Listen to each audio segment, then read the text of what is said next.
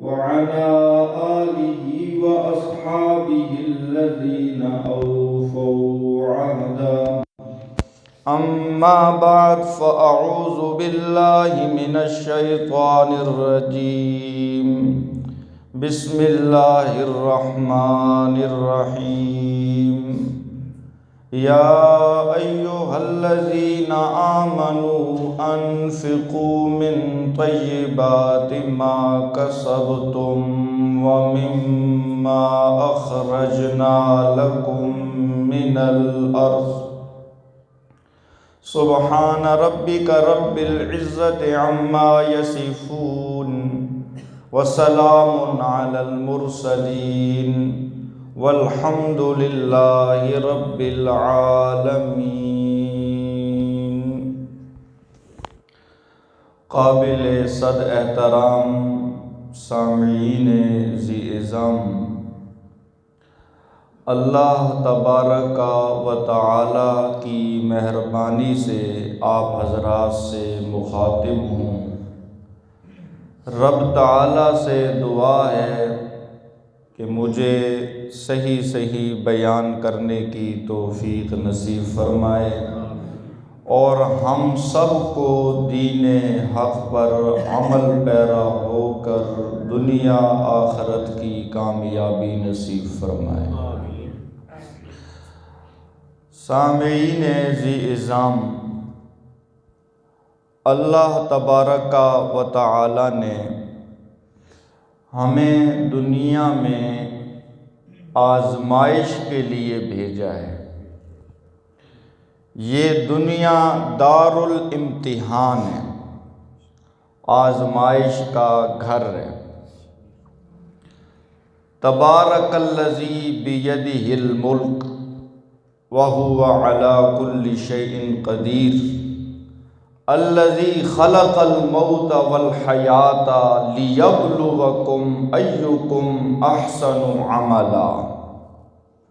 بڑی بابرکت ہے وہ ذات جس کے قبضہ قدرت میں بادشاہت ہے، اور وہ ذات ہر چیز پر قدرت رکھتی ہے. اسی ذات نے زندگی اور موت کے سلسلے کو پیدا کیا لیبلوکم، تاکہ وہ تمہیں آزمائے. ایکم احسن عملا، کہ تم میں سے کون ہے جو اچھے عمل کرے. جو اچھے عمل کرے گا وہ آزمائش میں کامیاب ہو گیا، اور جو خدا نخواستہ اچھے اعمال سے ہٹ گیا وہ آزمائش میں ناکام ہو گیا. اللہ تعالی ہمیں ہر طرح کی آزمائش میں کامیابی عطا فرمائے. قرآن کریم میں اللہ تعالیٰ فرماتے ہیں انما اموالکم و اولادکم فتنہ. اے ایمان والو، تمہارے لیے تمہارا مال اور تمہاری اولاد فتنہ ہے. یہاں فتنہ آزمائش کے معنی میں، کہ یہ اولاد بھی آزمائش ہے اور یہ مال بھی آزمائش ہے. آیا اولاد کے ہوتے ہوئے اللہ تعالیٰ کو یاد رکھتے ہو یا بھول جاتے ہو؟ مال کے ہوتے ہوئے اللہ تعالیٰ کو یاد رکھتے ہو یا بھول جاتے ہو؟ ہوتا یوں ہے کہ اولاد کی محبت کی وجہ سے، مال کی محبت کی وجہ سے اللہ تعالیٰ کی ذات بھول جاتی ہے. قرآن کریم میں اللہ تعالیٰ ہمیں دعوت فکر دیتے ہیں، یا ایھا الذین آمنوا لا تلھکم اموالکم و اولادکم عن ذکر اللہ. اے ایمان والو، تمہیں تمہارا مال، تمہیں تمہاری اولاد اللہ تعالیٰ کی یاد سے غافل نہ کر دے. وَمَن يَفْعَلْ ذَلِكَ فَأُولَئِكَ هُمُ الْخَاسِرُونَ. اگر مال کی وجہ سے، اولاد کی وجہ سے اولاد دینے والے رب کو تم نے بھلا دیا، مال دینے والے رب کو تم نے بھلا دیا، تو یاد رکھو تمہارا نام بھی میں ان لوگوں کی لسٹ میں شامل کر دوں گا جو آخرت میں گھاٹے میں ہوں گے، نقصان میں ہوں گے۔ معلوم ہوتا ہے مال یہ آزمائش ہے، مال یہ فتنہ ہے۔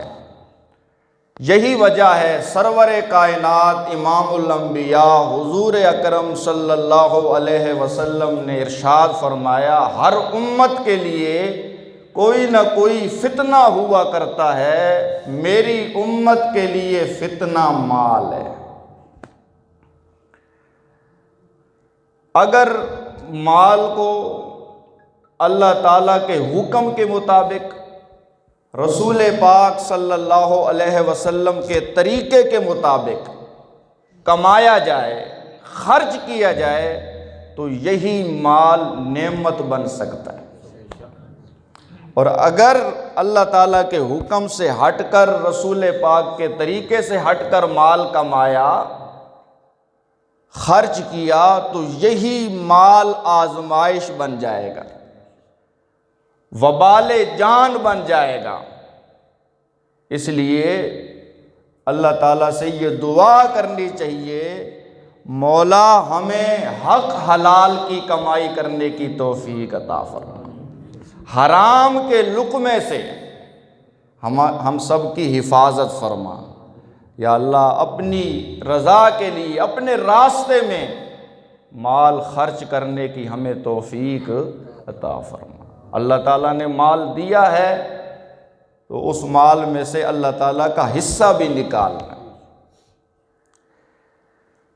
تاکہ مال کی جو محبت ہے وہ دل میں نہ بیٹھے۔ اگر مال کی محبت دل میں بیٹھ گئی تو یہ دل غفلت میں ڈوب جائے گا۔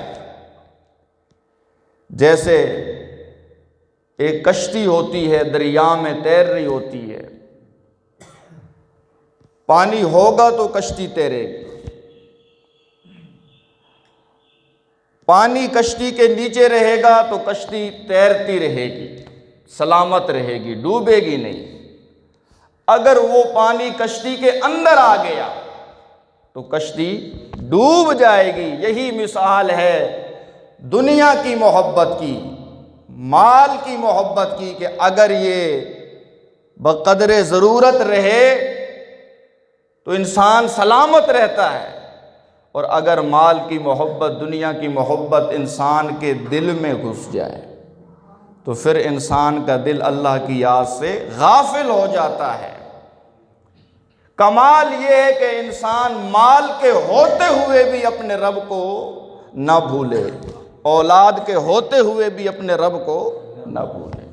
اور یہ صفت تھی میرے نبی کے پیارے یاروں کی، میرے نبی کے وفاداروں کی، میرے نبی کے تابع داروں کی، میرے نبی کے شاگردوں کی، مریدوں کی، مقتدیوں کی، جن کے پاس کیسر و کسریٰ کے خزانے تھے، تب بھی انہوں نے کبھی اللہ کی ذات سے نظر کو نہیں پھیرا، امیدیں اللہ تعالیٰ ہی سے وابستہ رکھی۔ مال و دولت کی ان کے ہاں کوئی وقت نہیں تھی۔ سورۃ النور میں اللہ تعالیٰ نے اصحاب رسول کی تعریف کی، فیہ رجال یحبون ان یتطہروا واللہ یحب المطہرین۔ یہ سورۃ ہود میں غالباً اللہ تعالیٰ فرماتے ہیں کہ میرے نبی آپ کے صحابہ میں ایسے لوگ ہیں جو صاف ستھرے رہتے ہیں، پاکیزہ رہتے ہیں، ان کا ظاہر بھی پاکیزہ اور ان کا باطن بھی، ان کے دل میں اللہ بستا ہے، اور ان کے وجود پر سنت محمد مصطفیٰ سجتی ہے۔ اللہ بھی ان سے محبت کرتا ہے۔ اور سورۃ نور میں اللہ تعالیٰ نے فرمایا کہ میرے نبی آپ کے صحابہ میں ایسے بھی لوگ ہیں جنہیں ان کی تجارت ان کا کاروبار اللہ کی یاد سے غافل نہیں کرتا۔ کاروبار بھی وہ کرتے ہیں، بازاروں میں بھی وہ جاتے ہیں، اپنے بشری تقاضے بھی وہ پورے کرتے ہیں، لیکن ان کی نظر کس کی طرف ہوتی ہے؟ اللہ تعالیٰ کی طرف۔ اللہ تعالیٰ ہمیں بھی ایسی ہی صفت عطا فرمائے کہ ہم دنیا میں رہیں، ہماری توجہ کس کی طرف ہو؟ بازار سے گزرا ہوں، خریدار نہیں ہوں، دنیا میں رہتا ہوں، دنیا کا طلبگار نہیں ہوں۔ مال یہ آزمائش ہے، مال یہ فتنہ ہے۔ یہی وجہ ہے کہ اسلام میں ہمارے رب نے ہمیں یہ حکم دیا کہ مال میں سے زکوٰۃ نکالو۔ یہ زکوٰۃ ادا کرنے کی حکمت کیا ہے؟ زکوٰۃ ادا کرنے کی حکمت یہ ہے کہ جب تم زکوٰۃ خرچ کرو گے نا غریبوں پر، مسکینوں پر، تو پھر مال کی محبت تمہارے دل میں نہیں آئے گی۔ اگر جوڑ جوڑ کے رکھو گے، گن گن کے رکھو گے، جمع کر کر کے رکھو گے، تو پھر مال کی محبت دل میں بیٹھتی جائے گی، پھر اپنے اوپر بھی خرچ کرنے کو دل نہیں کرے گا، اپنے بچوں پر بھی خرچ کرنے کو دل، بخل آ جائے گا، انسان بخیل بن جائے گا کہ اگر یہ مال میں نے خرچ کیا تو یہ مال گھٹ جائے گا۔ تو اس لیے اگر چاہتے ہو کہ مال کی محبت سے بچ جاؤ تو پھر مال میں سے زکوٰۃ نکالو۔ پیداوار اٹھائی ہے، پیداوار میں سے عشر نکالو۔ زکوٰۃ اور عشر کا فلسفہ یہ ہے کہ انسان کے دل میں مال کی محبت نہ بیٹھے۔ اگر مال کی محبت آ گئی تو یہ محبت فتنہ بن جائے گی، جو رب سے دور کر دے گی، شریعت سے دور کر دے گی، اسلام سے دور کر دے گی، اپنوں سے دور کر دے گی۔ اس لیے ہمارا دین ہمیں یہ کہتا ہے زکوٰۃ بھی دو، عشر بھی دو۔ سونا ہے زکوٰۃ ہے، چاندی ہے زکوٰۃ ہے، نقدی ہے زکوٰۃ ہے، مال تجارت ہے زکوٰۃ ہے۔ یہ چار قسم کے اموال ہیں جن کی وجہ سے زکوٰۃ فرض ہوتی ہے۔ سونے کی وجہ سے زکوٰۃ فرض ہوتی ہے، چاندی کی وجہ سے زکوٰۃ فرض ہوتی ہے، نقدی کی وجہ سے زکوٰۃ فرض ہوتی ہے، اور کوئی ایسی چیز ہے جو بیچنے کی نیت سے رکھی ہوئی ہے، کاروبار ہے، زمین ہے، پلاٹ ہے، بیچنے کی غرض سے وہ چیز رکھی ہوئی ہے، مال تجارت ہے، تو اس پر بھی کیا ہے جی؟ زکوٰۃ ہے۔ سال کے بعد دینی ہے۔ دینی کتنی ہے؟ 100 روپے میں سے 2.5 روپے۔ زکوٰۃ کا نام آتا ہے نا تو لوگ گھبرا جاتے ہیں، زکوٰۃ دینی پڑے گی۔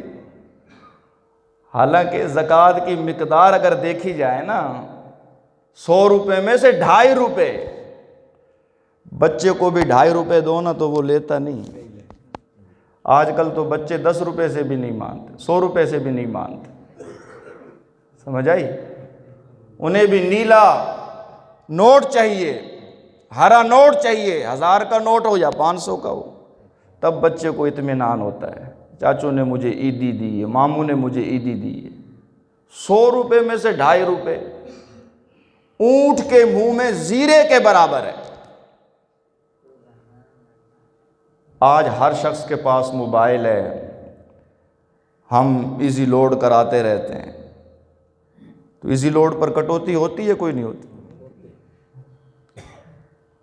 100 روپے کا کارڈ لو، 60 سے 70 کوئی میرے خیال پیسے آتے ہیں، 30 روپے وہ گورنمنٹ کے کھاتے میں چلے جاتے ہیں۔ اس وقت ہم نہیں سوچتے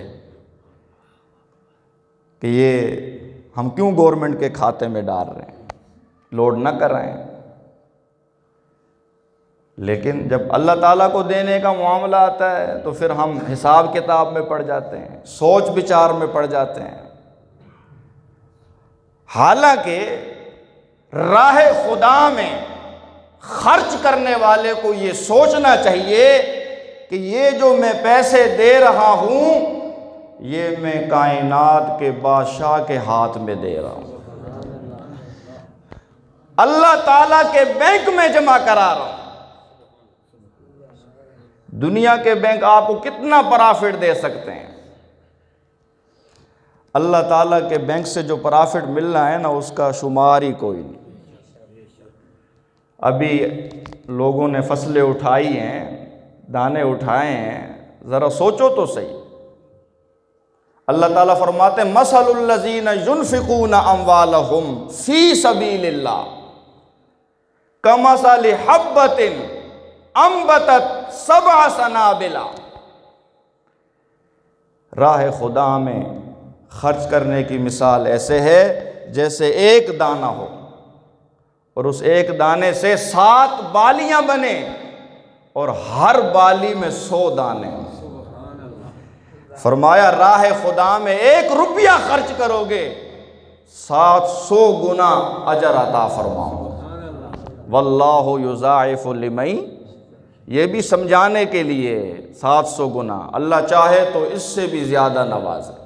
اللہ تعالیٰ کے خزانے میں کسی چیز کی کمی نہیں ہے۔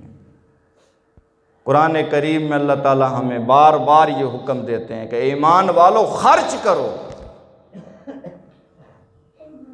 یا ایھا الذین آمنوا انفقوا من طیبات ما کسبتم، اے ایمان والو اپنی کمائی میں سے خرچ کرو، اپنی کمائی میں سے خرچ کرو۔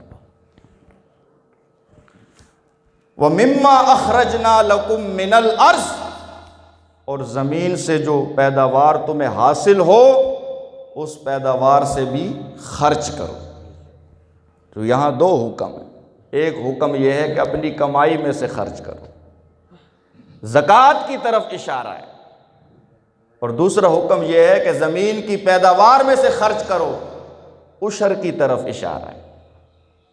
زمین سے جو بھی پیداوار ہو، صرف یہ نہیں کہ جی گندم کا عشر دینا ہے باقی کسی اور فصل کا نہیں دینا، گندم ہے، چاول ہے، مکئی ہے، باجرہ ہے، جو بھی پیداوار زمین سے حاصل ہوتی ہے، پھلوں کی صورت میں ہے، سبزیوں کی صورت میں ہے، تھوڑی ہے، زیادہ ہے، جب بھی تم پیداوار اٹھاؤ تو اس پیداوار میں سے عشر نکالو۔ سمجھ آ رہی ہے کوئی نہیں آ رہی؟ سبزیوں میں بھی عشر ہے، پھلوں میں بھی عشر ہے۔ کوئی درخت لگا ہوا ہے نا جی، آم کا کوئی بوٹا لگا ہوا ہے، تو جب پھل اتارو گے نا تو اس میں سے عشر نکالنا ہے۔ سمجھ آئی؟ اصول یہ ہے کہ جو پیداوار مقصودی ہوتی ہے، پیداوار کاشت کرتے ہوئے جو مقصد ہوتا ہے، اگر وہ پیداوار مقصودی ہے تو اس میں عشر ہے۔ مثلا جانوروں کے لیے چارہ کاشت کیا ہے تو چارے میں بھی عشر ہے، چارے میں بھی عشر ہے۔ جو چیزیں مقصودی نہیں ہیں، خود بخود کوئی جڑی بوٹی اگ گئی، کوئی درخت اگ گیا یا بھوسا ہے، مقصودی نہیں ہے، غیر مقصودی چیزوں میں عشر نہیں ہے۔ لیکن اگر کوئی مقصودی چیز ہے اس میں کیا ہے جی؟ عشر ہے۔ مکانات ہیں، مکانات میں کوئی بوٹا لگایا ہوا ہے، پودا لگایا ہوا ہے، کوئی ہلکی پھلکی فصل لگائی ہوئی ہے، لہسن، پیاز، تو مسئلہ یہ ہے کہ یہ چیزیں مکان کے تابع ہیں۔ جیسے مکان پر عشر نہیں ہے تو ان چیزوں میں بھی عشر، جو زرعی رقبے میں ہیں چیزیں ان پر عشر ہے، جو رہائشی رقبے میں چیزیں کھڑی ہیں ان پر عشر۔ لیکن اگر کوئی بوٹا اس نیت سے لگایا ہے کہ جب پھل اتاروں گا تو پھل بیچوں گا تو پھر اس میں بھی عشر ہے۔ سمجھ آئی؟ آلوؤں میں عشر ہے، ٹماٹروں میں عشر ہے۔ قرآن کریم کا حکم عام ہے، مما اخرجنا لکم من الارض، زمین سے جو بھی پیداوار ہو اس میں کیا ہے جی؟ عشر۔ اور یہ بھی یاد رہے، صرف یہ نہیں ہے کہ جی فصل زیادہ ہوئی ہے تو عشر نکال دو، فصل تھوڑی ہوئی ہے تو عشر نہ نکالو۔ عشر یہ ہے کہ اگر 10 دانے بھی گھر میں آئے ہیں نا تو 10واں دانہ اللہ کے راستے میں دینا، 9 دانے خود رکھنے۔ عشر کے متعلق مسئلہ یہ ہے کہ اگر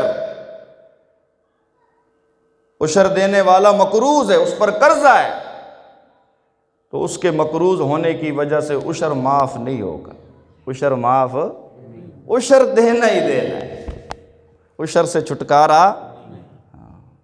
زکوٰۃ میں گنجائش مل جائے گی، بندے پہ قرضہ ہے، قرضہ اتنا ہے کہ وہ قرضہ ادا کرے یا زکوٰۃ ادا کرے، تو ایسی صورت میں مقروض پر زکوٰۃ نہیں ہے، لیکن عشر کا مسئلہ الگ ہے۔ اگر کوئی مقروض بھی ہے، اس نے پیداوار اٹھائی ہے تو اسے عشر دینا ہوگا۔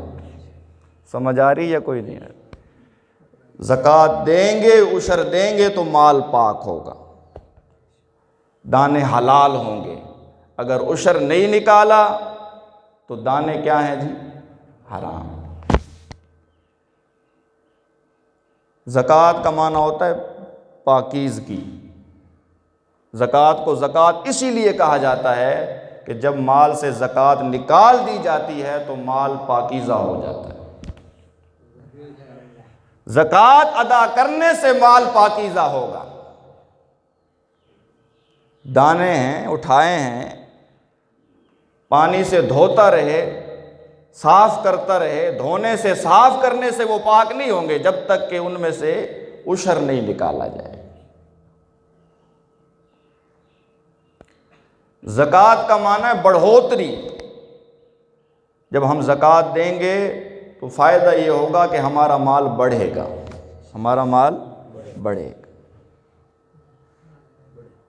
بظاہر لگتا ہے کہ مال گھٹ رہا ہے، فقیروں کو دے دیا، مسکینوں کو دے دیا، مدرسے میں دے دیا، بظاہر تو مال کم ہوا ہے، لیکن یہ اللہ تعالیٰ کا فیصلہ ہے کہ جو شخص زکوٰۃ ادا کرے گا میں اس کا مال گھٹنے نہیں دوں گا، میں خود اس کے مال کی پرورش کروں گا۔ میرے نبی نے فرمایا جو شخص خلوص نیت کے ساتھ اللہ تعالیٰ کو راضی کرنے کے لیے کھجور کا ایک دانہ دے، اللہ تعالیٰ اس دانے کو پال پال کر احد پہاڑ کے برابر کر دے۔ من ذا الذی یقرض اللہ قرضا حسنا، کون ہے جو اللہ کو بہترین قرضہ دے؟ سمجھ آئی؟ قرض حسنا، جو قرض اللہ کو دیا جائے گا وہ بہترین ہی ہوگا نا۔ اللہ تعالیٰ فرماتے ہیں مجھے قرضہ دو، میرے بینک میں جمع کراؤ، جو مال تمہارا باقی بچے گا اس کی بھی حفاظت کروں گا، اس میں بھی کمی نہیں ہونے دوں گا، برکتیں ڈال دوں گا۔ اور اگر میرا حق نہ نکالا، زکوٰۃ نہ دی، عشر نہ دیا، دنیا میں بھی اپنے عذاب کا مزہ چکھاؤں گا۔ مال چوری ہو جائے گا، مال سے برکت اٹھ جائے گی، تھانوں کے چکر، عدالتوں کے چکر، ہسپتالوں کے چکر۔ پھر جب اس کو ڈاکٹر ٹیکے لگائیں گے نا پھر اس کو سمجھ آئے گی، جب اس کو تھانے دار ٹیکہ لگائے گا نا جب اس کو سمجھ آئے گی۔ وہاں جب آتے ہیں نا چھری تلے گردن تو پھر ہر چیز کرنے کے لیے تیار ہو جاتے ہیں۔ یہاں اللہ تعالیٰ پیار سے کہہ رہا ہے، محبت سے کہہ رہا ہے کہ خرچ کرو میرے راستے میں تمہارے مال کی حفاظت کروں گا، میں ضامن ہوں، میں محافظ ہوں۔ ہمیں اللہ تعالیٰ کی ذات پر یقین نہیں ہے، اس لیے ہم راہ خدا میں خرچ نہیں کرتے۔ دنیا میں بھی عذاب ہے اور آخرت میں جو عذاب ہے وہ بڑا شدید عذاب ہے۔ سورۃ التوبہ میں اللہ تعالیٰ فرماتے ہیں والذین یکنزون الذھب والفضة ولا ينفقونها فی سبیل اللہ فبشرہم بعذاب علیم۔ وہ لوگ جو سونا جمع کرتے ہیں، چاندی جمع کرتے ہیں، راہ خدا میں خرچ نہیں کرتے، میرے نبی انہیں دردناک عذاب کی خوشخبری دے دیجیے۔ عذاب تو ہوتا ہی درد دینے والا ہے۔ فرمایا کہ جو عذاب انہیں دیا جائے گا وہ اس قدر شدید ہوگا کہ خود عذاب کو بھی عذاب ہونے لگے گا۔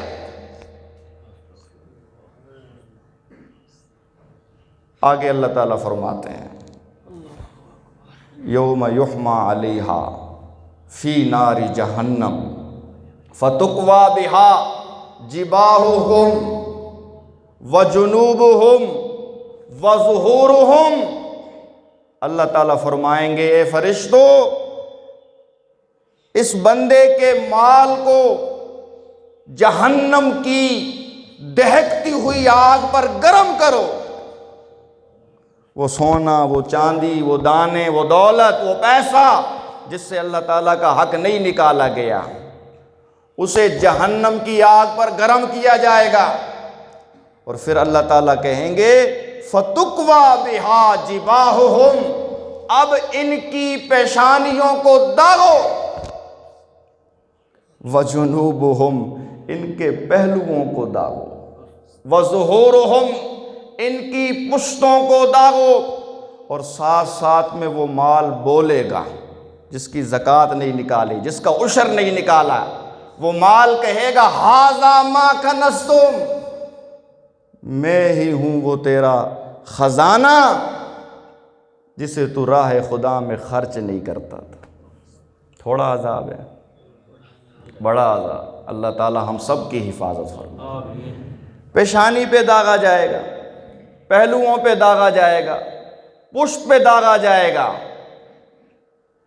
وجہ یہ ہے کہ جب زکوٰۃ کا حکم آتا، عشر کا حکم آتا، بتانے والے بتاتے زکوٰۃ دو، عشر دو، تو اس کا کیا رد عمل ہوتا تھا؟ اس کی پیشانی پر بل آ جاتے تھے، اس کی پیشانی پر تیور چڑھ جاتے تھے، زکوٰۃ دوں، عشر دوں، منہ بناتا تھا، پیشانی پر بل چڑھاتا تھا۔ آج اسے دوزخ پر تپے ہوئے مال سے داغ دے کر اس کی ماتھے کی سلوٹیں سیدھی کرو۔ اور جب زکوٰۃ اور عشر کا ذکر ہوتا تھا تو یہ پہلو موڑ لیتا تھا، پہلو پھیر لیتا تھا، اس کی پسلیوں کو بھی داغو، اس کے پہلو کو بھی داغو، اور پھر آخر میں کیا کرتا تھا؟ پیٹھ دکھا کر بھاگ جاتا تھا، پیٹھ دکھا کر زکوٰۃ نہیں دیتا تھا، عشر نہیں دیتا تھا، منہ موڑ کے چلا گیا۔ اب اس کی پیٹھ کو بھی داغو۔ حدیث میں آیا، میرے مرشد نے فرمایا وہ مال جس میں سے زکوٰۃ نہیں ادا کی گئی، جس میں سے عشر نہیں نکالا گیا، اس مال کو اللہ تعالیٰ گنجے سانپ کی صورت دیں گے، گنجے سانپ کی شکل میں وہ مال آئے گا، اور اس کی آنکھوں پر دو سیاہ نقطے ہوں گے، انتہائی زہریلا وہ سانپ ہوگا، اور وہ اس شخص کو ڈسے گا، ڈنک مارے گا۔ یہ وہ سزائیں جو اللہ تعالیٰ نے قرآن میں ذکر کی ہیں، یہ وہ سزائیں جو میرے نبی نے اپنی پیاری زبان سے ارشاد فرمائی ہیں۔ آج ہم بھولے ہوئے ہیں، آج ہم غافل ہیں، آج ہم امید لگائے بیٹھے ہیں کہ جی اللہ تعالیٰ غفور الرحیم ہے، دیکھی جائے گی۔ آخرت کا معاملہ آتا ہے تو ہم کیا کہتے ہیں؟ جی دیکھی جائے گی، جی اللہ تعالیٰ غفور الرحیم ہے۔ اللہ تعالیٰ غفور الرحیم ضرور ہے، لیکن اللہ تعالیٰ جبار بھی ہے، اللہ تعالیٰ قہار بھی ہے، اللہ تعالیٰ ذو انتقام بھی ہے، اللہ تعالیٰ عادل بھی ہے۔ اس نے انصاف کرنا ہے۔ ایسا تھوڑی ہوگا کہ عشر دینے والے بھی ایک ہی صف میں اور عشر نہ دینے والے بھی ایک ہی صف میں، یہ تو اللہ تعالیٰ کے انصاف کے خلاف ہے۔ نمازی بھی ایک سائیڈ پر، بے نمازی بھی ایک سائیڈ پر نہیں۔ وَامْتَازُوا الْيَوْمَ أَيُّهَا الْمُجْرِمُونَ، حشر کے میدان میں جب نفسا نفسی کا عالم ہوگا، میرے رب یہ اعلان فرمائیں گے اپنی قہار والی صفت کے ساتھ، اپنی جبار والی صفت کے ساتھ، اپنے پورے غصے کے ساتھ، وَامْتَازُوا الْيَوْمَ أَيُّهَا الْمُجْرِمُونَ، دنیا میں تو تم سب اکٹھے رہے، عشر دینے والے بھی نہ دینے والے بھی، لیکن آج قیامت کا دن ہے، آج فیصلے کا دن ہے، آج نکھیڑے کا دن ہے۔ اے مجرموں، میرے فرما برداروں سے الگ ہو جاؤ۔ ذرا آپ تصور کریں، اس وقت کی سنگینی کو آپ دیکھیں۔ نہ ماں کام آئے گی، نہ بھائی کام آئے گا، نہ بیٹا نہ باپ کام آئے گا، کوئی آسرا سہارا وسیلہ نہیں، کوئی سفارش نہیں، کوئی فدیہ نہیں، کوئی جرمانہ نہیں۔ کون ہاتھ پکڑے، کون بچائے؟ اس نفسا نفسی کے عالم میں، اس قسم پرسی کی حالت میں، جب اللہ تعالیٰ یہ کہے گا اے مجرموں الگ ہو جاؤ، ہمارے پاس کوئی جواب ہوگا؟ ہمارا کوئی عذر چلے گا؟ ہمارا کوئی بہانہ چلے گا؟ مال میرا ہے، حساب میں نے دینا ہے۔ میں اس لیے زکوٰۃ نہیں نکالتا کہ جی میں نے بچوں کی شادی کرنی ہے، میں اس لیے عشر نہیں دیتا کہ جی میں نے مکان بنانے۔ شادی تیرے بچوں کی ہوگی، تجھے کیا ملے گا؟ مکان تیرے بچوں کا ہوگا، تجھے کیا ملے گا؟ اگر تو نے زکوٰۃ نہ نکالی نا، تجھ سے یہ نہیں پوچھا جائے گا کہ تو نے اپنے بیٹے کی مہندی کی تھی یا نہیں کی تھی، بیٹے کی شادی پر لائٹنگ کی تھی یا نہیں کی تھی، یہ پوچھا جائے گا کہ زکوٰۃ دی تھی یا عشر دیا تھا یا۔ ہر شخص نے مرنا ہے، میں نے بھی مرنا ہے، آپ نے بھی مرنا ہے، ہم سے حساب کتاب ہونا ہے، سوال جواب ہونے، قیامت برحق ہے، میدان حشر برحق ہے، پل صراط برحق ہے، اعمال تلنے، اللہ تعالیٰ کی عدالت میں پیش ہونا ہے۔ کیوں نہ ہم ایسے اعمال لے کر جائیں کہ ہمیں شرمندگی نہ ہو۔ اللہ تعالیٰ ہمیں فرمائے اے میرے بندو سلامتی کے ساتھ جنت میں داخل ہو جاؤ۔ تو یہ تبھی ہوگا جب ہم دنیا میں اللہ تعالیٰ کا حکم پورا کریں گے۔ کوئی بھی حکم آئے فوراً ہم اس حکم کو پورا کریں۔ مسلمان ہوتا ہی وہ ہے جو ہر حال کے حکم کو پورا کرے۔ ابھی عشر کا حال ہے تو عشر دے، زکوٰۃ کا حال ہے تو زکوٰۃ دے، نماز کا حال ہے تو نماز پڑھے، عمرے کا حال ہے تو عمرہ کرے، حج کا حال ہے تو حج کرے۔ مسلمان کا معنی ہے مان کے چلنے والا، مسلم سے بنا ہے۔ مسلم عربی زبان میں اس اونٹ کو کہا جاتا ہے جس کی ناک میں نکیل ہوتی ہے، جو اپنی مرضی سے کھا پی نہیں سکتا، جو اپنی مرضی سے اٹھ بیٹھ نہیں سکتا، جو اپنی مرضی سے چل پھر نہیں سکتا۔ اسی طرح جس شخص نے کلمہ پڑھا ہے اس شخص کی ناک میں اللہ اور اس کے رسول کی نکیل ہے، اب وہ اپنی مرضی نہیں کر سکتا، اب وہ اپنی مرضی اگر وہ واقعی اپنے آپ کو مسلمان سمجھتا ہے تو پھر اب اس کی مرضی نہیں چلے گی بلکہ اسے پیدا کرنے والے رب کی مرضی چلے گی۔ اب وہ اپنے طریقے سے زندگی نہیں گزار سکتا بلکہ وہ آمینہ کے لال عبداللہ کے در یتیم میرے پیارے نبی کی سچی غلامی میں آ کر غلام بن کر اسے زندگی گزارنی ہوگی۔ لا الہ الا اللہ کا مطلب میری زندگی میں حکم ہوگا تو کس کا ہوگا؟ محمد الرسول اللہ کا مطلب میری زندگی میں طریقہ ہوگا تو کس کا ہوگا؟ محمد الرسول اللہ صلی اللہ علیہ وسلم۔ دوستو، قرآن کریم میں بھی بڑی شدید وعیدیں آئی ہیں، مال کو جمع رکھنا، خرچ نہ کرنا، زکوٰۃ نہ دینا، عشر نہ دینا۔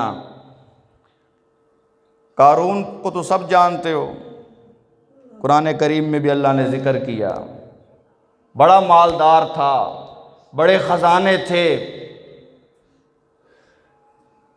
قارون کے خزانوں کی چابیاں 70 اونٹوں پر لادی جاتی تھی۔ آپ خود اندازہ کرو خزانے کتنے ہوں گے، چابیاں صرف 70 اونٹ اٹھاتے تھے۔ مسلمان بنا ہوا تھا، اندر سے تھا منافق قارون۔ حضرت موسیٰ علیہ السلام نے قارون سے کہا اپنے مال میں سے زکوٰۃ دے، اللہ نے تجھے بڑا مال دیا ہے، دولت دی ہے، اللہ تعالیٰ کا حصہ نکال۔ تو قارون کہتا ہے کہ یہ میرا ذاتی کمال ہے، اس میں اللہ تعالیٰ کا کوئی فضل نہیں، میں کیوں اللہ کے نام پہ دوں؟ اگر دوں گا تو میرا مال گھٹ جائے گا۔ موسیٰ علیہ السلام نے سمجھایا کہ سمجھ جا، یہ مال امانت ہے، یہ تیرے ہاتھ کی کمائی نہیں ہے، یہ تیرے رب کی دین ہے۔ قارون کو سمجھ نہ آئی، الٹا حضرت موسیٰ علیہ السلام پر تہمت لگا دی۔ ایک عورت کو تیار کیا کہ جی آپ نے بھرے مجمع میں کہنا ہے کہ جی حضرت موسیٰ علیہ السلام نے معاذ اللہ میرے ساتھ منہ کالا کیا، تاکہ یہ کہیں کا نہ رہے۔ عورت آ گئی، مجمع لگا ہوا ہے، موسیٰ علیہ السلام سامنے کٹیرے میں، اور ادھر میرا اللہ عرش پر ہے۔ اللہ اپنے نبیوں کی خود حفاظت کرتا ہے، ان کے دامن پر اللہ تعالیٰ کسی چیٹے کو پڑنے نہیں دیتا۔ نبی معصوم ہوا کرتا ہے۔ وہ عورت جو موسیٰ علیہ السلام کے کردار پر انگلی اٹھانے کے لیے آئی تھی، کانپنے لگی، تھر تھرانے لگی، اور موسیٰ علیہ السلام کے کردار کے گن گانے لگی۔ موسیٰ علیہ السلام سے زیادہ پاکیزہ پاک باز انسان کوئی نہیں، میں موسیٰ علیہ السلام کو فرشتہ سمجھتی ہوں۔ معاملہ ایسے نہیں ہے جیسے بتایا جا رہا ہے۔ مجھے پیسے دے کر قارون نے تیار کیا کہ تم حضرت موسیٰ علیہ السلام پر الزام لگاؤ۔ موسیٰ علیہ السلام میرے الزام سے بری ہیں۔ موسیٰ علیہ السلام نے بد دعا دی، یا اللہ اس بدبخت کو جس نے تیرے نبی کی نبوت کو داغدار کرنا چاہا، تیرے نبی کی عصمت کو داغدار کرنا چاہا، یا اللہ اس کو نشان عبرت بنا دے، اسے لقمہ زمین بنا دے۔ قارون دھسنا شروع ہو گیا، زمین میں دھسنا شروع ہو گیا۔ اکڑ نہیں گئی، تکبر نہیں نکلا۔ کہتا ہے موسیٰ میں تیرے منصوبے کو سمجھ گیا ہوں، تو مجھے دھنسا کر میرے خزانوں پر قابض ہونا چاہتا ہے۔ موسیٰ علیہ السلام نے اللہ تعالیٰ سے دعا کی، یا اللہ اس بدبخت کو اس کے خزانوں سمیت زمین میں دھنسا دے۔ قرآن کریم میں اللہ تعالیٰ فرماتے ہیں فَخَسَفْنَا بِهِ وَبِدَارِهِ الْأَرْضِ۔ قارون اپنے خزانوں سمیت دھستا چلا گیا، دھستا چلا گیا، اسے اس کے مال نے نہیں بچایا۔ سمجھ آ رہی ہے کوئی نہیں آ رہی؟ قارون سے اللہ کی کوئی دشمنی نہیں تھی، اور ہم سے اللہ کی کوئی دوستی نہیں ہے۔ یہ بھول ہے ہماری، وہ تو قارون تھا اس لیے پکڑا گیا، ہم جو مرضی کریں۔ اگر ہمارے کام بھی قارون جیسے ہوں گے تو ہمارا انجام بھی۔ یہ تو احسان مانے امام الانبیاء کا، درود بھیجیں امام الانبیاء پر صلی اللہ ہو، جو یہ دعا مانگے اللہ سے، یا اللہ میری امت پر ایسا عذاب نہ بھیجنا جیسا عذاب تو نے پہلی امتوں پر بھیجا۔ شکلیں بدل دی گئی، دھنسا دیے گئے، پتھر برسائے گئے، مجموعی طور پر یا اللہ اجتماعی عذاب نہ بھیجنا۔ یہ ہمارے نبی کی دعا ہے، ورنہ ہمارے کرتوت وہی ہیں جو پہلی قوموں کے تھے، جو پہلی امتوں کے تھے۔ قارون بھی اپنے مال سے محبت کرتا تھا، زکوٰۃ نہیں دیتا تھا، عشر نہیں دیتا تھا۔ ہمارا عمل بھی یہی ہے، اور ہم دیکھ رہے ہیں، دنیا میں بھی عذاب دیکھ رہے ہیں۔ تیار فصلیں لوگوں کی ضائع ہو رہی ہیں نہیں ہو رہی؟ میری کوشش سے، میری محنت سے فصل تھوڑی ہوگی۔ میرا کام ہے بیج کو کھیتی میں ڈالنا اور اس بیج کی حفاظت کرنا، یہ کس کا کام ہے؟ افرأیتم ما تحرثون، اللہ تعالیٰ کہتے ہیں وہ بتاؤ نا، تم کھیتی اگاتے ہو، تم تو بیج ڈال کے اپنے گھر کو آ جاتے ہو، اس بیج کی حفاظت کون کرتا ہے؟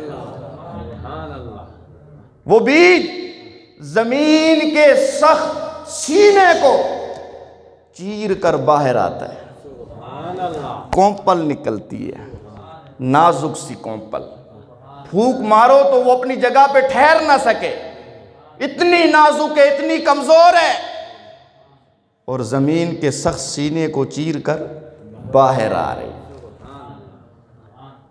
وہ جو کونپل نکلتی ہے زمین سے، اس کا رخ آسمان کی طرف ہے، نہ وہ دائیں جھکتی ہے نہ وہ بائیں جھکتی ہے، نہ آگے نہ پیچھے، سیدھی آسمان کی طرف۔ صوفی کہتا ہے اس کونپل کو کونپل نہ سمجھ، اسے شہادت کی انگلی سمجھ۔ یہ بیج سے زمین کا سینہ چیر کر نکلنے والی کونپل یہ بتا رہی ہے کہ میرا وجود اللہ کے وجود کی علامت ہے۔ میں خود بیج سے نہیں نکلی، مجھے کس نے نکالا ہے، مجھ پر پھل پھول کس نے لگائے ہیں، میری پرورش کس ذات نے کی ہے۔ افرأیتم ما تحرثون، تم کھیتی اگاتے ہو، اللہ تعالیٰ فرماتے کھیتی میں اگاتا ہوں۔ یہ جو کھیتی کو پانی لگاتے ہو یہ کہاں سے لے کر آتے ہو؟ اگر میں پانی کو نیچے لے جاؤں، زمین کی تہ میں کوئی ہے ماں کا لال جو پانی کو اوپر لے آئے؟ بار بار اللہ تعالیٰ دعوت فکر دیتے ہیں۔ قرآن کریم میں اللہ تعالیٰ نے مکہ والوں کو سمجھایا۔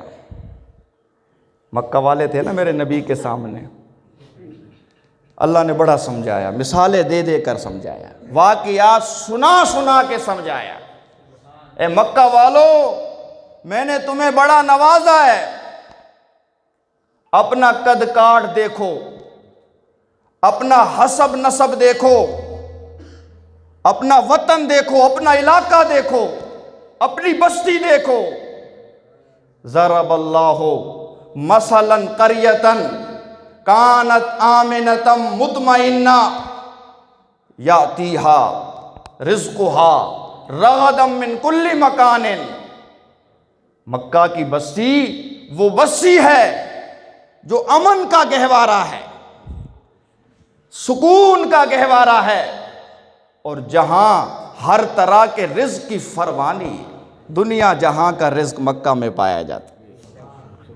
اے مکہ والو، میری نعمتوں کا شکر ادا کرو، میں نے تمہیں بیت اللہ جیسی عظیم جگہ کا وارث بنایا، متولی بنایا۔ دور دور کے علاقوں سے لوگ مکہ کا رخ کرتے ہیں، بیت اللہ میں حاضری دیتے ہیں، تمہاری عزت ہوتی ہے، تمہارا نام ہوتا ہے۔ جب تم باہر جاتے ہو دوسرے علاقوں میں تجارت کرنے کے لیے تو لوگ بیت اللہ کے متولی ہونے کی وجہ سے تمہاری عزت کرتے ہیں، اور پھر یہ ساری نعمتیں اپنی جگہ۔ ذرا یہ بھی تو سوچو نا، میں نے اپنا آخری رسول، وہ رسول جس کے لیے حضرت ابراہیم خلیل اللہ علیہ السلام دعائیں کرتے رہے، وہ رسول جس کے آنے کی حضرت عیسیٰ علیہ السلام بشارت دیتے رہے، وہ رسول جس کی عظمتوں کا، رفتوں کا، منقبتوں کا بیان تورات میں بھی ہے، انجیل میں بھی ہے، زبور میں بھی ہے۔ اے مکہ والو، عظیم الشان رسول میں نے تمہیں عطا کیا، چاہیے تو یہ تھا کہ ان نعمتوں کا تم شکر ادا کرتے، لیکن تم نے شکر ادا نہیں کیا۔ میری مادی نعمتوں کو بھی جھٹلایا، میری روحانی نعمتوں کو بھی۔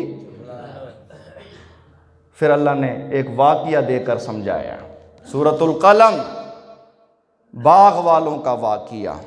اِنَّا بَلَوْنَاهُمْ كَمَا بَلَوْنَا أَصْحَابَ الْجَنَّةِ، جیسے ہم نے باغ والوں کو آزمایا، اے مکہ والو ایسے ہی ہم نے تمہیں آزمایا۔ یمن کی وادی سنا میں ایک باغ تھا جو بڑا سرسبز و شاداب تھا، بڑی فصل، بڑی پیداوار تھی اس باغ کی۔ اس باغ کا جو مالک تھا وہ بڑا اللہ والا تھا، خدا ترس سخی انسان تھا، مسکینوں پہ خرچ کرتا تھا، غریبوں پہ خرچ کرتا تھا، پیداوار میں سے اللہ کا حق نکالتا تھا، عشر دیتا تھا۔ طریقہ کیا تھا عشر دینے کا؟ جو ہمارا ہے، اچھے اچھے دانے بوریوں میں بند کر کے گھر لے آئے، جو پیر میں بچ گیا وہ اللہ کے راستے میں دے دیے۔ جو ماڑی چیز ہو، گھٹیا چیز ہو، وہ ہم اللہ تعالیٰ کو دے دیتے ہیں۔ ہمارا وتیرہ یہ ہے، اس اللہ والے کا کیا وتیرہ تھا جس کی عظمت کا ذکر آج بھی قرآن کر رہا ہے۔ وہ دنیا سے چلا گیا، آج بھی اس کے چرچے ہو رہے ہیں، آج بھی اس کی سخاوت پر قرآن مہر لگا رہا ہے۔ مکہ والوں کو بطور سبق کے اللہ تعالیٰ اس شخص کا واقعہ سنا رہا ہے۔ ذرا اس کا حال بھی دیکھو، اپنا حال بھی دیکھو۔ جب وہ درختوں سے پھل اتارنے لگتا دراتی کے ساتھ، دراتی چلاتا، نیچے چادر بچھی ہوئی ہے، جو پھل درخت میں رہ جاتا دراتی کی زد میں نہ آتا، یا جو پھل چادر سے باہر گرتا، اس کا طریقہ یہ تھا کہ وہ پھل وہ غریبوں کو دے دیتا، مسکینوں کو دے دیتا۔ جو چادر میں بچتا تھا نا، صرف وہ اپنے لیے رکھتا تھا۔ سمجھ آ رہی ہے بات؟ دراتی چلائی پھل اتارنے کے لیے، جو پھل چادر میں گر گئے وہ اپنے لیے رکھ لیے، اور جو پھل درخت میں رہ گئے، ادھر ادھر گر گئے، فقیروں کو، مسکینوں کو، محتاجوں کو بلا لیا کہ اٹھا لو، یہ پھل تمہارے ہیں۔ ساری زندگی اس کا یہی عمل رہا، دنیا سے چلا گیا۔ بعد میں 3 بیٹے وارث ہوئے۔ بیٹے بیٹھے آپس میں مشورہ کرنے لگے، کہنے لگے ہمارے باپ کی تو عقل خراب تھی۔ آج بھی نوجوان اسی طرح کہتے ہیں، ہمارے باپ نے کیا کمایا ہے، ان کو تو پتہ ہی کوئی نہیں۔ ماں باپ کو کہہ دیتے ہیں کہ تو ساڑے واسطے کیا کیتا۔ ایسے بدبخت کے لیے زمین کو پھٹ جانا چاہیے، ایسے بدبخت پر آسمان سے پتھر برسنے چاہیے جو ماں باپ کو یہ کہے کہ تم نے میرے لیے کیا کیے۔ تو وہ نوجوان بھی کہنے لگے ہمارے باپا کا دماغ چلا ہوا تھا، وہ مسکینوں کو دے دیتا تھا، محتاجوں کو دے دیتا تھا۔ کتنا سارا حصہ ہے فصل کا جو ہم باہر دوسروں کو دیتے ہیں۔ پہلے گھر کے افراد کم تھے، خرچہ تھوڑا تھا، اب گھر کے افراد زیادہ ہو گئے ہیں، خرچہ بھی زیادہ ہو گیا ہے، تو ایسا کرتے ہیں کہ کوئی ایسا طریقہ اختیار کرتے ہیں کہ گھر والوں کو دیا جائے اور باقیوں کو نہ دیا جائے۔ مقصد ان کا یہ تھا کہ ہمیں محتاجوں اور مسکینوں کو دینا نہ پڑے۔ تینوں نے اکٹھ کر لیا کہ صبح ہم نہ اندھیرے میں جائیں گے تہجد کے ٹائم، اور ساری فصل جو ہے نا ہم اٹھا لیں گے، سارے پھل ہم توڑ لیں گے۔ صبح ہوگی، مسکینوں کے آنے سے پہلے پہلے ہم اپنی فصل اٹھا کے گھر کو آ جائیں۔ اگر دن کے اجالے میں فصل اتاریں گے تو مسکین پہنچ جائیں گے، پھر ہم ان کو کہہ بھی نہیں سکتے کیونکہ وہ ہمارے بابا کے لگائے ہوئے ہیں، تو ہم کیسے اپنے بابا کے تعلق والوں کو جواب دے سکتے ہیں؟ بہتر یہ ہے کہ صبح صبح اندھیرے اندھیرے یہ کارروائی کرو۔ اب یہ سوچ کر یہ سو گئے، اللہ تعالیٰ نے اس باغ پر آفت بھیج دی، پورا باغ جل کر راکھ ہو گیا۔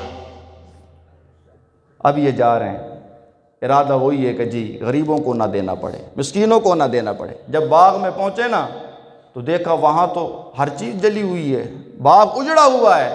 کہنے لگے یہ ہمارا باغ نہیں ہے، ہو سکتا ہے ہم غلطی سے کہیں اور آ گئے۔ پھر تھوڑا غور و فکر کیا نا، پھر کہنے لگے بل نحن محرومون، یہ باغ ہمارا ہی ہے، ہمارے رب نے ہم سے یہ چھین لیا ہے، ہم محروم ہو گئے، ہماری قسمت پھوٹ گئی ہے۔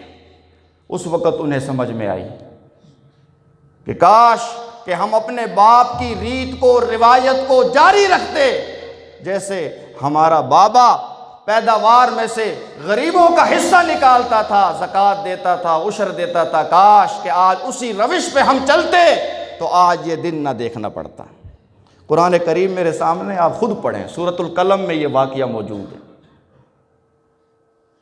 اللہ تعالیٰ نے ذکر کیا قرآن کریم میں، انہیں بات سمجھ میں آ گئی۔ وَغَدَوْا عَلَىٰ حَرْدٍ قَادِرِينَ، جب اٹھے نا باغ کی طرف چلے تو یہ سوچ کے جا رہے تھے کہ آج تو سارا جو پھل ہے نا وہ ہم خود سمیٹیں گے، ساری کی ساری جو فصل ہے ہم خود سمیٹیں گے، آج ہماری تدبیر غالب آ جائے گی، غریبوں اور مسکینوں کو نہیں دینا پڑے گا۔ فَلَمَّا رَأَوْهَا قَالُوا إِنَّا لَضَالُونَ، جب دیکھا نا باغ کو تو کہنے لگے ہم بھٹک گئے ہیں، ہم کہیں اور آ گئے ہیں، ہمارا باغ نہیں، ہمارا باغ تو بڑا سرسبز و شاداب تھا، یہ تو اجڑا ہوا باغ ہے۔ پھر سوچا نا، سمجھ میں آ گئی بات، کہنے لگے بل نحن محرومون، ہماری قسمت پھوٹ گئی، ہمارا رب ہم سے روٹھ گیا۔ پھر ان میں سے ایک بندہ جو انہیں سمجھا رہا تھا، بھائیوں میں ایک بھائی ایسا بھی تھا جو انہیں سمجھا رہا تھا، کہہ رہا تھا بھی ایسا نہ کرو، باپ کا جو طریقہ اس طریقے کو جاری رکھو، تو وہ کہنے لگا میں تمہیں کہتا نہیں تھا کہ اللہ تعالیٰ کی ناشکری نہ کرو، غریبوں کا حق نہ مارو، تم نے میرا کہا نہیں مانا۔ الم اقل لکم لولا تسبحون، تم نے اللہ کی تسبیح کیوں بھلا دی، تم نے اللہ کی تسبیح کیوں بھلا دی؟ فصل اٹھاؤ تو اللہ کی تسبیح پڑھو۔ اللہ کی تسبیح کیا ہے؟ زکوٰۃ نکالو۔ اللہ کی تسبیح کیا ہے؟ عشر نکالو۔ اللہ کو یاد کرو۔ میں نے تمہیں کہا تھا لولا تسبحون، تم لوگوں نے اللہ کی تسبیح چھوڑ دی، اللہ کی یاد چھوڑ دی، راہ خدا میں خرچ کرنا چھوڑ دیا۔ یہ اسی کا نتیجہ ہے۔ اللہ نے ہم پہ ظلم نہیں کیا بلکہ ہم نے خود اپنی جانوں پہ ظلم کیا۔ جب ہم زکوٰۃ نہیں دیں گے، ہمارا مال چوری ہو گیا، لٹ گیا، اللہ تعالیٰ کا قصور ہے، ہمارا اپنا قصور ہے۔ عشر نہیں دیا، فصل کھڑی کھڑی اجڑ گئی، اللہ تعالیٰ کا قصور ہے، ہمارا اپنا قصور ہے۔ اگر ہم چاہتے ہیں کہ ہماری فصل، ہماری پیداوار ہمارے کام آئے تو اللہ نے یہ ضابطہ اور اصول بنا دیا، مال میں سے زکوٰۃ نکالو، پیداوار میں سے عشر نکالو۔ یہ قرآن ہمارے لیے ہے، یہ واقعات ہمارے لیے ہیں۔ اللہ تعالیٰ کی ان لوگوں سے دشمنی نہیں تھی، ہم سے اللہ تعالیٰ کی کوئی دوستی نہیں ہے۔ اگر وہ نافرمانی کریں مارے جائیں اور ہم نافرمانی کرتے رہیں اور یہ بھروسہ رکھیں جی دیکھی جائے گی اللہ تعالیٰ خیر کرے گا، سیدھی کلہاڑی سے بندہ کپڑے دھوتا رہے اور کہے اللہ خیر کرے گا، یہ اللہ کے عدل کے خلاف ہے، اللہ تعالیٰ کے انصاف کے خلاف ہے۔ تو اس لیے اللہ تعالیٰ نے دانے دیے ہیں، اگر چاہتے ہو کہ دانے پاک ہو جائیں تو عشر نکالو، عشر کے بغیر چارہ۔ جب ریاست مدینہ بنی، خوشحالی آئی، معیشت پھلنے پھولنے لگی، ترقی ہو گئی، لوگ عربی نسل کے گھوڑوں پر بیٹھ کر پھرتے تھے کہ کوئی مل جائے زکوٰۃ لینے والا، زکوٰۃ لینے والا کوئی نہیں تھا، اتنی خوشحالی۔ کیسر و کسریٰ کے خزانے ان کے پاس تھے۔ حضرت ابو ہریرہ رضی اللہ تعالیٰ عنہ ریشم کے رومال سے ناک صاف کرتے ہیں اور پھر کہتے ہیں واہ ابو ہریرہ تیری کیا بات ہے۔ ایک وہ وقت تھا کہ جب بھوک کی وجہ سے تجھ پر بے ہوشی طاری ہو جاتی تھی، پورا پورا چاند گزر جاتا تھا، کھانے کو کچھ نہیں ملتا تھا، اور آج ریشم کے رومال سے ناک صاف کر رہے ہو۔ خوشحالی آ گئی۔ کیسے آئی؟ بیرونی قرضوں سے، سودی پالیسیوں سے۔ آج ہم کہہ رہے ہیں جی سود بڑھاؤ معیشت اٹھ جائے گی، باہر سے قرضے لو معیشت اٹھ جائے گی، ہرگز نہیں۔ جس معیشت کی بنیاد سود پر ہے وہ معیشت کبھی نہیں پھلے گی، وہ معیشت کبھی نہیں ترقی کرے گی۔ میرے رب کا فیصلہ ہے یمحق اللہ الربا ویربی الصدقات، صدقات سے مال بڑھتا ہے اور سودی معاملے سے مال گھٹتا ہے۔ ہماری عقل مانے نہ مانے، ہم اسے انٹرسٹ کہتے رہیں، پرافٹ کہتے رہیں، سودی معاملے میں پڑے رہیں۔ سود یہ اللہ سے اعلان جنگ ہے۔ بھلا کوئی شخص اللہ سے جنگ برپا کر کے خوشحالی پا سکتا ہے؟ زنا بھی گناہ ہے، قتل بھی گناہ ہے، نماز نہ پڑھنا بھی گناہ ہے، لیکن کوئی گناہ ایسا نہیں کہ جس کے متعلق یہ آیا ہو کہ جو یہ گناہ کرے گا اس سے اللہ کا اعلان جنگ ہے۔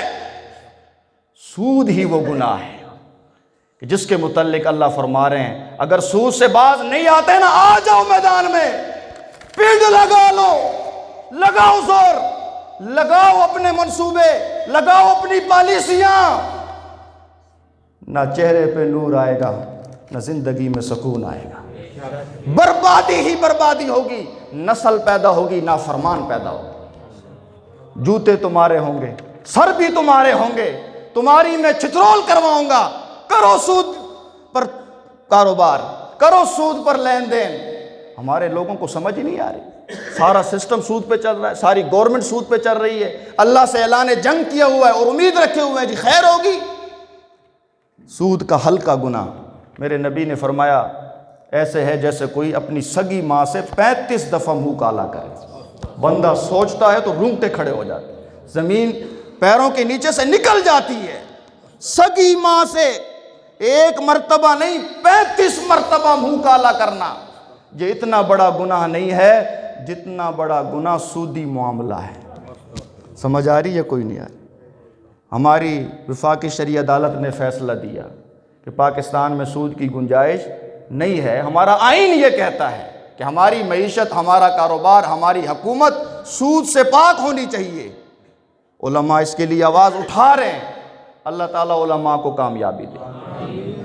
پہلا کام یہ کرنا ہے سود کو چھوڑنا ہے اگر خوشحالی چاہتے ہو۔ دوسرا کام یہ کرنا ہے زکوٰۃ دینی ہے، عشر دینا ہے۔ ریاست مدینہ میں جہاں مشرکوں سے قتال ہوا، جہاں ختم نبوت کے ڈاکوؤں سے قتال ہوا، وہیں ان لوگوں سے بھی قتال ہوا جنہوں نے عشر دینے سے انکار کر دیا تھا۔ قتال یہاں جہاد کے معنی میں، سمجھ آئی؟